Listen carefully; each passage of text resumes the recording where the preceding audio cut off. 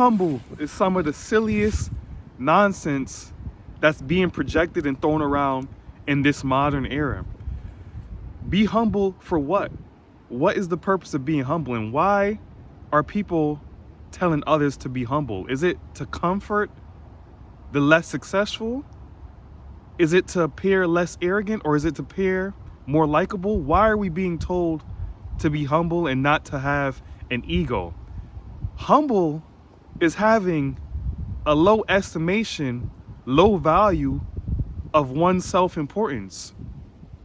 And this is all a program to keep you in a smaller state of anxiety, in a smaller state of keeping you in your shell, not being the best version of yourself. See, we got taught that having an ego is a negative thing. Having an ego is a bad thing, but yet everyone on this planet living has an ego. This ego protects us and also can guide us in our path to success. If we have an ego, we have a high level of confidence, we have a high value of one's importance, and that is not necessarily a bad thing. How you use your ego will determine the plane of existence you have on this life.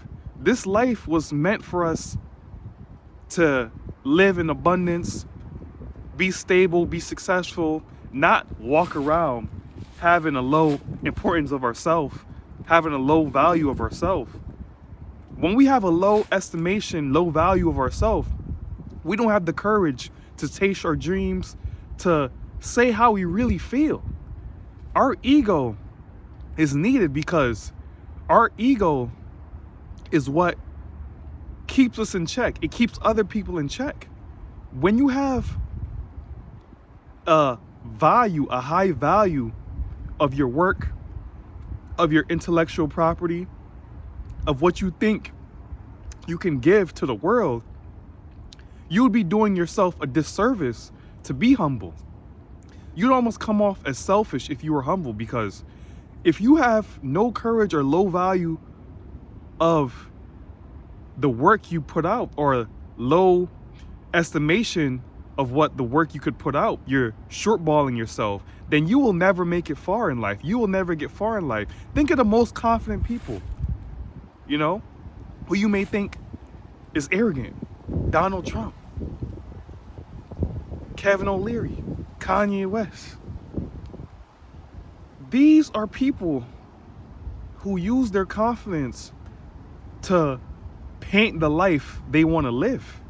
You could say whatever you want about them, but they have confidence. And would you rather be overconfident or insecure? I'd rather be overconfident. And some people don't even get close to even being confident in the skin they're in. They're ready to off themselves over minuscule stuff that don't even matter. You have to, in order to be successful, you have to see the value you could present to the world. If you're being humble and shortballing yourself, then you won't ever get to see the gift that was given to you naturally realized in this external plane. See, this external plane, we were sent here to experience. We were sent here to paint a life, to improve this plane while we were here. So, you know how people say he came from humble beginnings, and now he's not in humble beginnings anymore. He's more luxurious and things like that now. So they say he came from humble beginnings, and they tell you to be humble. You weren't humble when you were given that speech. You weren't humble when you were doing the work and you were given that presentation and you knew your stuff like that. You were exercising what you knew. You were projecting all the work you've done reading, the work you've done studying into the world. You didn't have a low value of your self-worth. You saw the importance of your knowledge, and you saw the importance of your message, so you chose to share it. That's not being humble. There's a balance in everything. I'm not saying you have to be an egomaniac. But I'm not saying you should walk around with your head down. Nobody cares what I have to say. Nobody really cares. Who really cares? Who would buy this product? Who would buy my brand? Who would buy this shirt? You will never be successful if that's your mindset. You have to shift your mindset into programming that your ego is needed. Your ego is necessary, as it is a fuel to drive you further, closer to your destination. I notice in this world, we become successful once we get into our state of, acting, our state of just, faking confidence. Even if you don't feel confident and you fake it, you know how they say when you feel down and you smile, you instantly feel better? When you fake confidence, you can start feeling better, but only if you're working towards getting real confidence. At some point, you got to stop faking and actually do it. This is where the ego comes in. You got to be walking in like, you got to know like who you truly are. Like Muhammad Ali, you know who I am. I'm black, I'm loud, I'm cocky, I'm proud and arrogant. And that's how it's supposed to be. That's how I'm supposed to be. You go on a date with your next girl, your Tinder match or whatever, you just